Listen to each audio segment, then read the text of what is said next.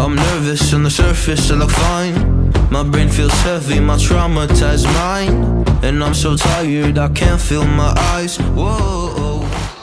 But I think I'll be alright, 'cause I'm not giving up, I'm not giving up yet. I feel that it's my time, so I'ma give it everything. I'ma give it everything I got. So I'ma give it everything, I'ma give it everything I got. I'ma give it everything, I'ma give it everything I got.